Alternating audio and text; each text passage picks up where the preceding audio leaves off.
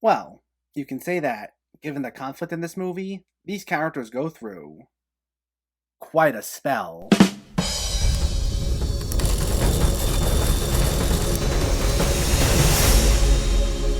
What's going on, everyone? Welcome back to my channel. Today we're talking about a film that I'm a little late on, Encanto. Before we begin, let me know in the comments what your thoughts on this movie were if you already saw it or if you were planning on seeing it, and make sure to hit that thumbs up button if you like these reviews, as it helps me out immensely by getting my content out there. And if you're new here, I hope you consider hitting that subscribe button so you can stay up to date with reviews of new releases, older films, hidden gems, and so much more on a near daily basis. But let's not waste any more time and let's talk about Encanto. This focuses on a young Colombian girl who has to face the frustration of being the only member of her family without magical powers. This is the 60th film by Walt Disney Animation Studios, which is absolutely just wild to say, and it's brought to us by a few familiar faces from their previous outings. It's co-directed by Jared Bush and Byron Howard, both of whom worked in creative capacities in a lot of their most recent films like Zootopia, Big Hero 6, and Moana, and it's got a soundtrack composed by Lin-Manuel Miranda, which is one of many reasons he was on a roll in 2021 after projects like Tick Tick Boom, In the Heights, and Vivo. And for Disney's 60th film, we get yet another absolutely visually stunning work. Taking place in Colombia, this is a celebration of the culture with plenty of sweeping landscapes, including the village in which our characters reside,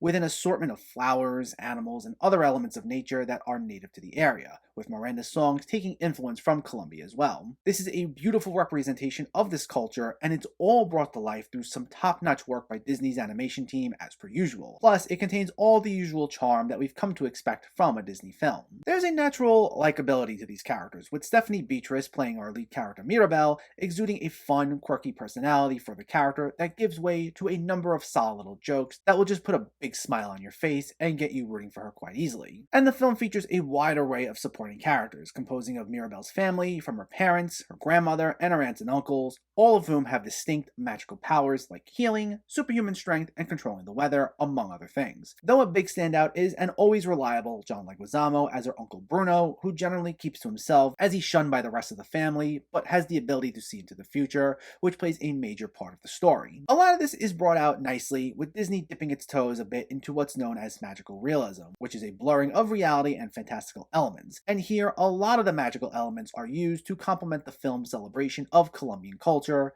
though of course a few of these sequences involving the superpowers are played for some fun little gags. When it comes to this story, this does see Disney rely a lot on its usual bag of tricks. You have Mirabel, who doesn't have powers of her own and is thus treated differently by her family, with everyone being viewed more favorably than her. She's kind of the outsider. However, she winds up being the one who has to be the hero when her loved ones are put in some sort of predicament, and along the way is a quirky assortment of supporting characters, primarily made up of her family, that help keep us smiling all throughout this. The only key difference here is that there's a lack of an actual antagonist, which is something of a refreshing change of pace.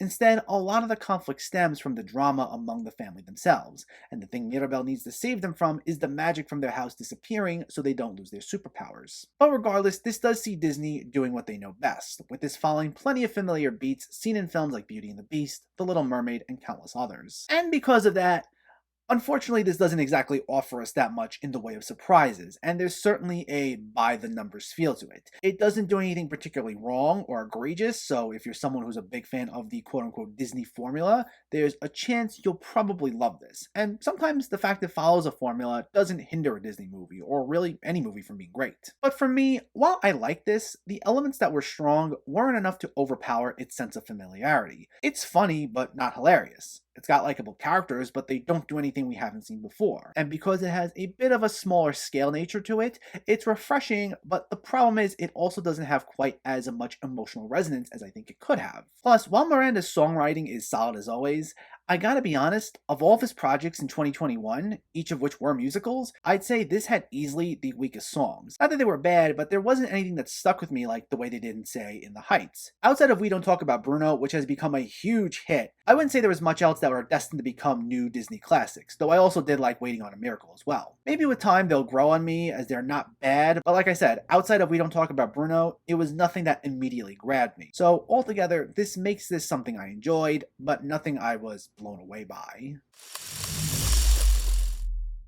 While Encanto is another solid entry in Disney's filmography, I was hoping for their 60th animated feature, they'd hit us with something a little harder. While the representation on screen was nicely done, with some beautiful animation and attention to detail, as well as having a reliable voice cast and a charming sense of humor, it does also find Disney relying too much on their formula. And because of the smaller scale nature of the story, it doesn't pack as emotional of a punch as some of their other films. So ultimately, it's nothing I loved. But to be clear, I don't think it's bad, and I would still enjoy revisiting it. Encanto gets a 7 out of 10. So let me know, did you see Encanto, or are you planning to see it, and what were your thoughts? Is this one of your new favorite Disney movies, or was this a bit too familiar for you? Let me know in the comments below so we can discuss. Also, if you enjoyed this video, please give it a like and share it, and for more movie reviews and film discussion, please make sure to hit that subscribe button to stay updated. Thanks for watching everyone, and keep having fun with film.